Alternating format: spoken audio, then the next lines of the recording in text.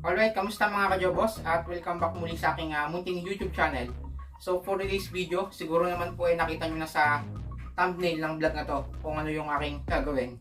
At yun nga ay share ko sa inyo yung aking gagawing full back workout gamit ang 60 kg na power twister. At kung nagtataka pala kayo mga kajobos kung bakit ako merong towel sa gitna ng aking power twister ay maya konti lang po ay papakita ko sa inyo yung set ng aking back workout gamit itong power twister. So gagawin ko nga pala siyang 4 set, 20 to 25 repetition. So para hindi na magtagal yung vlog na to ay mag-start na ako.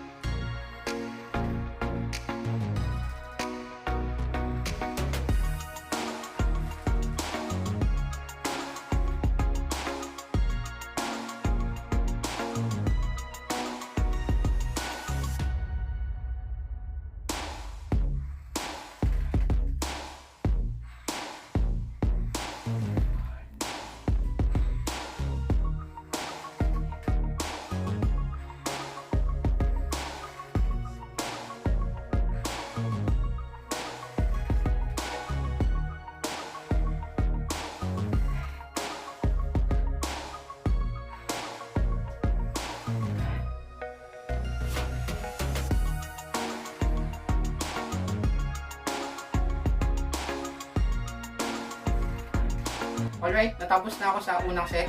At kung nakita nyo, kaya merong towel sa gitna ng aking power twister ay nakapatong siya sa batok. Kaya may towel ay para hindi maipit ng spring yung balat ng batok natin kapag biniga natin and then pag nirelease natin yung power twister. Proceed naman tayo sa pangalawang set.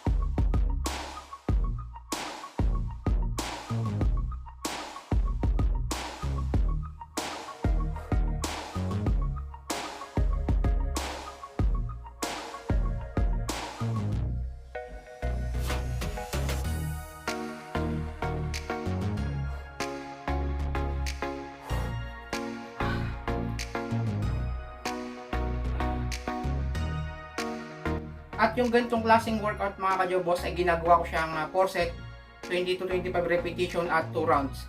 Syempre hindi ko na po kukuhanan ng buong video yung buong workout at para hindi humaba. Syempre pag mahaba to baka hindi nyo na po tapusin yung video natin. So yun, proceed na tayo sa pangatlong set. Let's go!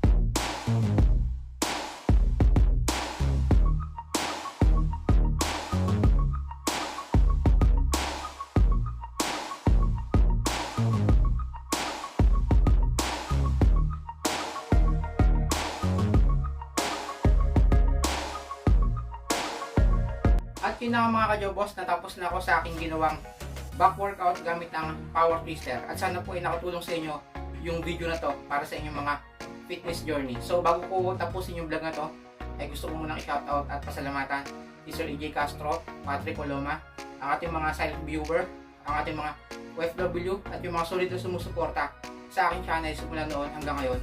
At sa mga hindi pa nga po pala nakakapag-subscribe sa aking channel, ay huwag niyo po kalimutang iwan na isang subscribe at i-press nyo na rin po yung notification bell button para kayo po yung unang ma-update kapag may mga bago akong post na video kagaya po nito.